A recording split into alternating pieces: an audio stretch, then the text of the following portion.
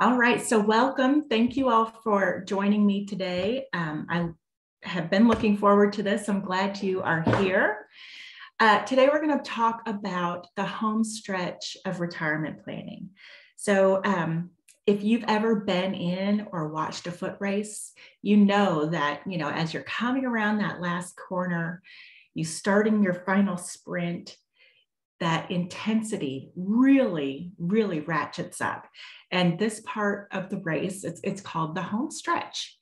It's critical that you put all of your effort into it because you don't want to stumble in that last stretch before the finish line. So as you're getting to that point in your career where you can start to see the retirement finish line, the last thing you want to do is stumble.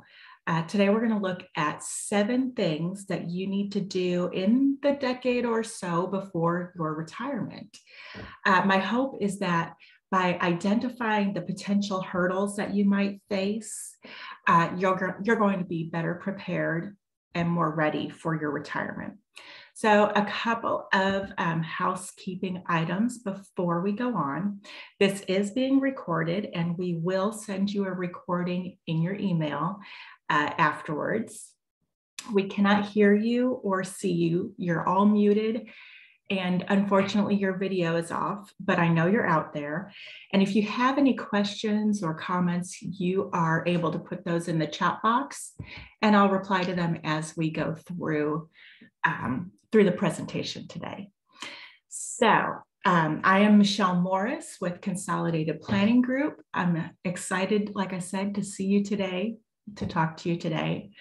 We're going to talk about these 7 things that are going to help you prepare for retirement: determining when the time is right, taking aim at your retirement target, maximizing your nest egg, getting your portfolio checkup done, creating a Social Security strategy, building a retirement income stream, and of course, looking beyond the money, because we know that that's not all that's important. So go ahead, my email and phone number are here if you want to copy those down real quick. I'll tell you again at the end of the webinar. And of course, like I said, we will send an email after this, so you'll have all my contact info then as well. So one of the first things you need to do when preparing for retirement is to determine what timing is best for you. So let's look a little bit about the history of retirement. This is Otto von Bismarck. He was the Chancellor of Germany in the late 1800s, and he is pretty much credited with creating the concept of retirement.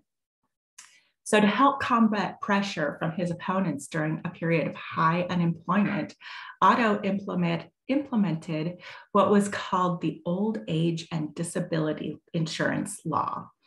And that law provided a state pension for anyone who reached the age of 70. But not that many people actually took advantage of the program, because at that time, the average life expectancy was only 43.5 years. Here in the US, Social Security was introduced in 1935, and we defined age 65 as the retirement age. Despite the passage of over 80 years since then, the age of retirement has remained steady at about 65, but as you know, life expectancy has dramatically increased. So, early on when this came about, you were lucky to live to the age of retirement. But now people can expect to spend 20 years or more living in retirement. So it's a big, big difference. What age do you want to retire? What age do you think you'll be able to? This critical question, it's not that easy to answer. When Morningstar asked people in their 40s and 50s to estimate when they would like to retire, they noticed that if someone thought that they were going to retire at about age 55, research shows that on average, they were actually more likely to retire at age 58. And that's because of things like the cost of healthcare. If they quit working, they didn't have employer-sponsored healthcare anymore. And Medicare doesn't kick in until age 65. So they might have decided to continue working because of that, or maybe because their nest egg wasn't quite ready, or maybe they had higher expenses than they anticipated. For someone who thought maybe they'll retire at age 65, research showed that they were more likely to retire at 63. And that's because maybe they had poor health. They were not able to work anymore, or they had to take care of a loved one. Maybe they became unemployed. Maybe they met their retirement goals early, which is great. And that's what we really hope for. In all, the common factor was the age 61. So really, the average turns out to be about 61 years old. Many people decide that they would like to pull back from full-time work. It's good to know, though, that you might not retire exactly when you think you're going to retire. Different factors come into play as you age. As you go through life, things might not always be exactly the way that you thought they were going to be, and that's fine. Most people retire between the ages of 61 and 65. Ultimately, as you determine what the right time is for you, it's best to think of this age as a guidepost. You can make changes, you can adjust as you are confronted with twists and turns that life provides. It's not set in stone. So there are many ages coming up in the next decade or so as you're getting closer to retirement that you need to think about. You can start catch-up contributions at age 50. You have to take a minimum distributions starting at 70 and a half. You have lots to do in between, but it's all doable, and we're here to help guide you through it. So we'll discuss some of those milestones today. And if you have questions, you can always reach out to us at Consolidated Planning Group, and we'll be able to help you. So the second thing that we're going to talk about is how much are you going to need? I mean, who knows? It's really hard to figure out, but we do have some industry-wide rules of thumb that we can look at to help figure out how much you're going to need for retirement. So the first rule of thumb is by looking at about 70 to 90% of your pre-retirement income. You might need less. Some of your costs are going to go down once you retire. So, you've been living in your house for a long time. Maybe you're going to pay off your mortgage. Maybe you're not going to have to commute to work anymore, or pay for dry cleaning, or work expenses like laptops or things like that. You're not going to have to spend as much on food because you're going to be eating at home more. You won't have to have your lunches paid for every day. But there's other costs that could go up in retirement. For example, you're not going to be covered by your workplace medical plan anymore. So if you retire before Medicare comes in at age 65, you're going to have some medical insurance to pay for. Of course, premiums, copays could rise as you age and you need more health care. Other things might be great things, like you're going to travel more. So you're going to want to spend more money on travel and vacation, visiting friends and relatives, or taking that dream trip that you've been waiting for all your life, you've had on your bucket list, and now you finally can. Your utility bills might change. Your home maintenance bills might change. Maybe you want to update your home or do some maintenance, maybe make it wheelchair accessible or add in things like that. So as those costs go up and down, two big things that are likely to reduce your paycheck. And costs may go away too, of course. You won't have to be paying for your Social Security taxes or retirement anymore because you're in it. So it's really important to understand that you only need about 70 to 90% of your pre-retirement income during retirement because of all of those changes that you're going to be going through. Another rule of thumb that we can look at is you should have X amount saved by age whatever.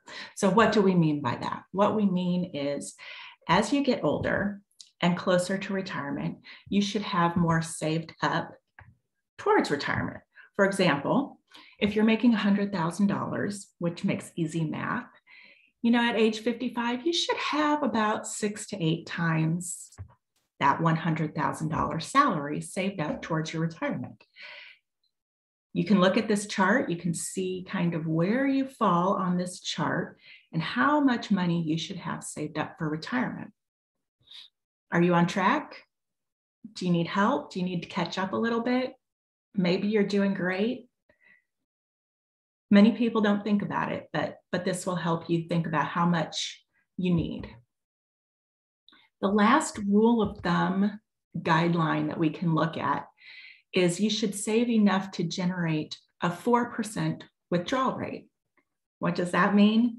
Okay, there are several different, let's show here. Okay, imagine that you wanted to have $25,000 or $50,000 or $100,000 as your income during retirement. Well, you have your savings invested in something conservative where you're getting 1.5% a year, maybe. To provide that desired annual income for 20 years, including yearly increases for inflation, you'll need to have these minimums saved at the time that you retire. So, for example, if you wanted to have $100,000 income when you retire, you're going to have saved $2,181,000 if you're just getting a lower return. Now, if you get a higher return, that means that you don't have to have as much saved up to begin with. You earn more money with your returns. Of course, they're not guaranteed. These are not guaranteed numbers and things do fluctuate. And we can help you find better returns if you're getting, 1.5. We can help with that, of course. We can never guarantee it. But if you are able to get a higher return in retirement, then you don't have to save as much money. It makes sense, right? So these rules of thumb are meant to give you just a general idea of how much you should have saved for retirement. Be thinking about those numbers, what it takes to live your life. What does it take to be you? And we can follow those rules of thumb to help you determine those things. But we also have many other ways that we'll get to. Another thing that you can do is maximize that savings while you can. There are tax advantaged options for you. You can increase your retirement savings as you get older. So we're going to look at this couple. Let's say the husband is about 52 and he has an annual income of 150. The wife is 50. She stays at home. She works from the house. She keeps super busy doing that. When it comes to saving for retirement, one of the most common ways to do so is through your workplace retirement savings plan. Of course, your 401k or a simple IRA, things like that. Here are some maximum annual contribution limits listed here. So let's assume that this guy, he participates in his 401k plan at his company, and he can contribute $19,000 for the year. In addition, most employers will do a match, right? So you get maybe a 50-cent match up to 6%. So that's like another $4,500. So their total contribution for the year is $23,500. Well, let's say after that, we're still looking at this couple. Let's say that since he's over 50, he is able to do some catch-up work. Being older is actually helpful in this situation because you can do what is called the catch-up contribution. That means an additional $6,000 per year into the 401k. So now they're contributing $29,500 a year. You see how that works?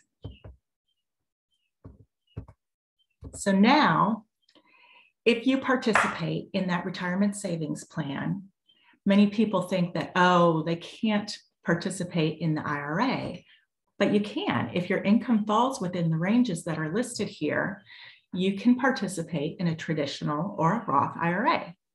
So for example, since this couple is married and they have an income less than $203,000 a year, they can contribute another $6,000 to a Roth IRA. And because he's over age 50, $1,000 more can be saved. So now their yearly total contribution is $36,500. But wait, there's more. What about a spousal IRA? She's not working outside of the home, but you can contribute to a spousal IRA on her behalf. So there are income limits, of course, but because they make less than that $203,000 a year, they can add $6,000 to a Roth spousal IRA for her.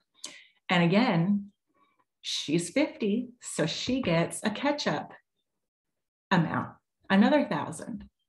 So by this time, if our couple has taken advantage of every opportunity that we talked about, they could be saving $43,500 a year in tax-advantaged retirement accounts. Saving that much for 15 years, like when they're from 50 to 65, and earning, I don't know, reasonable 6% over that period, could add over $1 million to their nest egg. Now, these are hypotheticals, of course, again, and these are not promises. Nothing can be promised, but it shows an example of what can be done. Every individual and couple is unique, has unique circumstances, and may not be able to use each part of those savings opportunities. It depends on your income and your age, but we can help you maximize the best strategies for your personal situation. The next thing I want to talk about is getting a portfolio checkup. Unfortunately, finances are not a set it and forget it type of situation. You do have to keep up, figure out what's going on, keep an eye on things, and make sure that you're on the right track. Today's workforce is more mobile than ever. In a 2017 report, the Bureau of Labor Statistics found that people switch jobs an average of 12 times before they're 50 years old. Today, the most common way people save for retirement is through their workforce plan.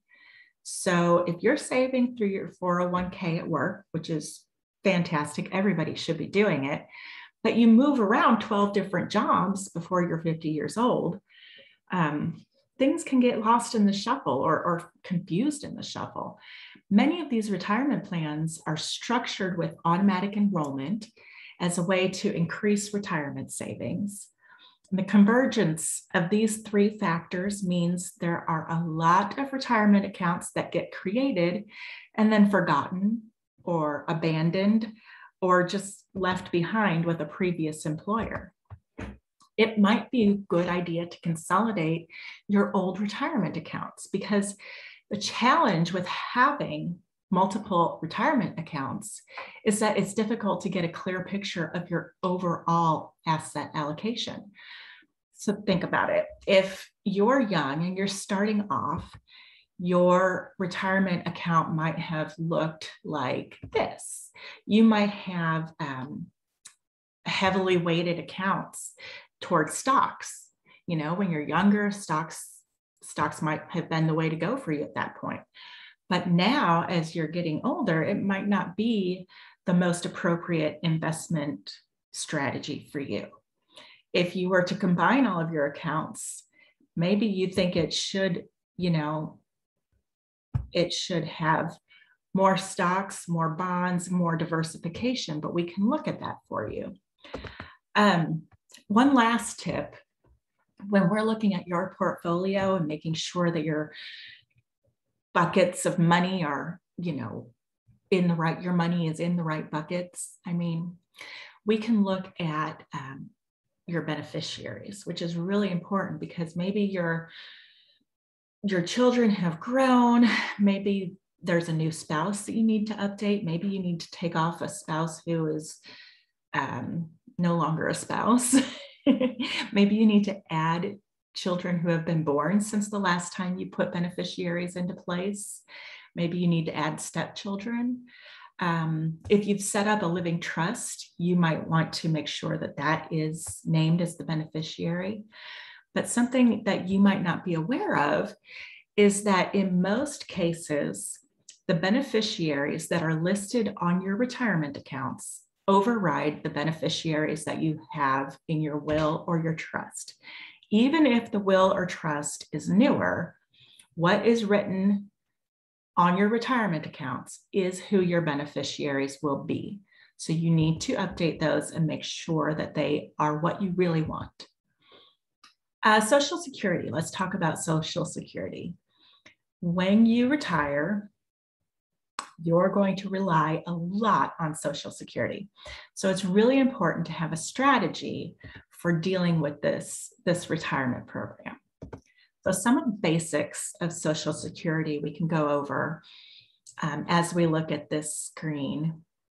One of the things you need to know is your full retirement age. So this is the age that you're eligible for full retirement benefits from Social Security. So you can retire as young as 62, but if you do, that does not mean that you're going to get the full benefits that you could be getting.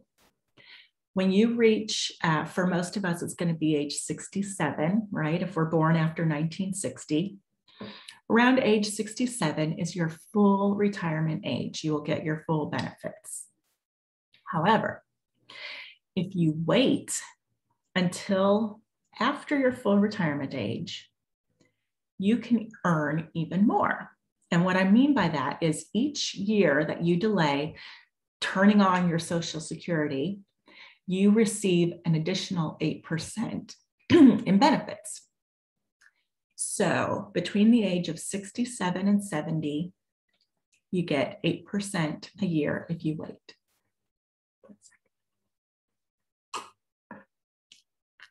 So there are 4 main types of benefits that Social Security Administration offers. Retirement benefits, which of course we all know about. There's also disability benefits. Many people don't know that there are benefits for your spouse or other survivors of a family member who has passed away. And there's supplemental security income, of course, and we can help you decipher and work through all of this. So when you think of living in retirement, you're still going to have expenses. You need a combination. Where is that money going to come from? You'll have some with Social Security, but there are other income sources that you need to consider. One basic strategy is to just take your retirement savings and invest it into something that generates equal payments, interest payments, like maybe market accounts, money market accounts, or CDs. But they don't give you a huge return, but at least they're there for you. You can maybe buy some groceries or pay a couple bills. There are other options that you can look at that will provide larger yields, higher yields. Of course, more reward, more risk, but these have historically provided more income than just a traditional money market or CD account. So those are things you can think about, is where that money is going to come from. Another strategy you can think of to have income in retirement is to take out systematic withdrawals. So you have your retirement portfolio, And you're going to take out regular intervals. You're going to take out money from that account. And the way you do that is by selling part of your investment. So let's say if you plan to take out $1,500 a month in your systematic withdrawal, in good months, when your retirement portfolio goes up, you'll sell fewer shares to generate that monthly income. In months when your retirement portfolio goes down, you'll have to sell more shares. And there are benefits to each of those investment strategies.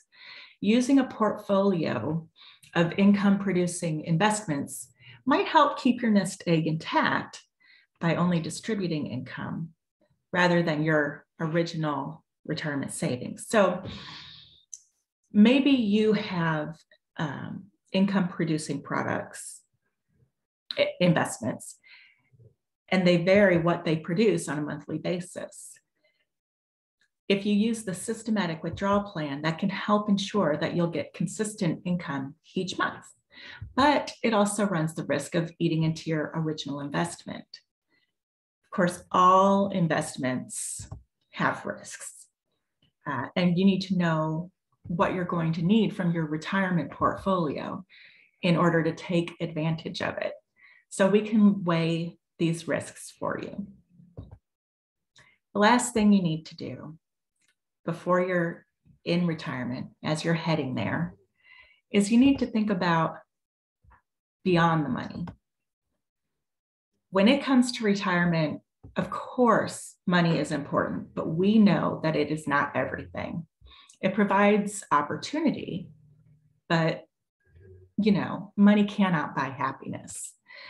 If you're 45 to 55 years old, you're feeling a little bit down, you're not alone. This is, what people call the midlife crisis time. You're busy, you're working, you've got kids, maybe aging parents, maybe your health is starting to go through some changes. Maybe there's other factors in your life that are just stressing you out big time. And it's between 45 to 55 when people really feel that. And that's why it's called that midlife crisis. But the good news is that it does get way better. Study after study has shown that people get older and become happier. So we all have that to look forward to. This trend has been observed across gender, across income level, education, culture, geography, across all of it. We see that as people get older, they become happier. So this U curve of human happiness, looks like a smile, has been attributed to lower stress levels, less regret, less concern for your status, and having lots of experience in regulating your emotions. So the Consumer Research Journal concluded that as people age, they tend to savor the familiar, peaceful, ordinary events that comprise their daily lives and reflect who they really are. So, what that means to me is that people are living in the moment, and that makes you happier. Several studies have also shown that the most important factors that determine happiness in retirement are health, friendships, and family. It's important to take steps now to ensure that you remain healthy. So maybe you join a gym or start doing yoga. All the money in the world that we could help you get into the right buckets won't matter at all if you're not healthy enough to enjoy it. Having strong friendships and good relationships with family has shown to boost both your mental and physical health. And it says that one study even showed that socially isolated individuals face health risks that are similar to those people who smoke. So not having friendships and family and getting out of the house can be as bad as smoking. In Okinawa, they call it, I wrote this down, ikigai. Ikigai. I had to watch a TED Talk to see how to pronounce that. But that is how they talk about your reason for being. your why. I think Simon Sinek calls it your why, the reason you get up in the morning, your raison d'être, if you're French, why you get out of bed every morning. It has been described as the place where these answers come together. What do you love? What does the world need? What can you get paid for? And what are you good at? For people who plan properly for retirement, maybe it means being able to focus less on the making money portion of life and more on focusing on what you're good at and what you love and what the world needs. What can you do for the world? When you retire, you don't just stop living. You go on and you have what seems to be like it's going to be the time of your life. Longer life expectancy, better health. People can do a lot during retirement. New retirees often go through a phase of increased travel and leisure activities. You get a reward for all that hard work you've done over the years. You spend more time with family and friends and doing hobbies that you've always wanted to do. Maybe you just didn't have the time before, but you do now. Some people decide to channel their talents and energies into starting a new business or pursuing a secondary education, maybe taking on volunteer hours for something that is important to you. However you spend your time in retirement, it's really important that you find something to do that you find meaningful. I mean, look at these accomplishments, people who focused on living during their retirement. Peter Roget invented the thesaurus at age 73. Colonel Sanders started Kentucky Fried Chicken at age 65. Madonna Buter, also known as the Iron Nun, began training for marathons, triathlons in her late 40s and completed an Ironman triathlon at age 82. Grandma Moses began painting at 76. And this last guy, whose name I am not going to attempt because I know I would say it wrong, he became the oldest person to reach the summit of Mount Everest at age 70, and then did it again when he was 80. I mean, it blows my mind, probably because I couldn't even do that stuff now. In short, retirement is wonderful if you have two essential things, much to live on and much to live for. And that's why it's important that you're here today. You want to take the steps to be prepared. So one of the things that we offer at Consolidated Planning Group is a Social Security maximization analysis. We'll help you navigate through the waters of retirement and help you maximize your retirement living plan. We take the time to personalize your retirement to you and help ensure that you'll reach your goals by going through these steps here on the screen. We have National Social Security Advisor designation. We'll help you determine the optimal age to turn on that Social Security benefits. Help you calculate spousal, child care, surviving child, and widowers benefits. We'll even run 3 different scenarios, what if, for you, so that we can see, what if you do decide to buy a home in Hawaii? Or what if you do decide to take that trip around the world? How will that affect you and where will you end up? We provide a comprehensive report with tables and graphs and all those things that analytical people love. We consider Social Security income and other pension offset programs, and really account for every little thing going into retirement, what you can expect, how much you can expect to have, and what you can expect to need. All you have to do for this is go ahead and get in touch with us, and we can get you scheduled for your personal consultation. So today we've talked about, and I still don't see any questions or anything in chat, but we've talked about how to prepare for the last 10 to 15 years before retirement. There's 7 things that you really need to think about. When is the time right for you?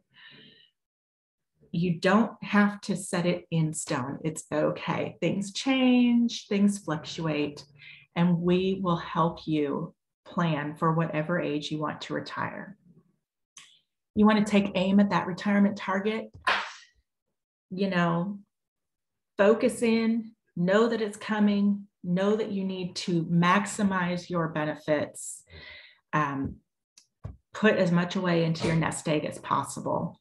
We're going to check up that portfolio. Don't forget to check on your beneficiaries, make sure that the money is going where you want it to go, and consider consolidating those accounts so that your buckets of money are all aligned the way that you want them to be. When you're young and you have a lot of time, you might have been a lot more aggressive than you would like to be now.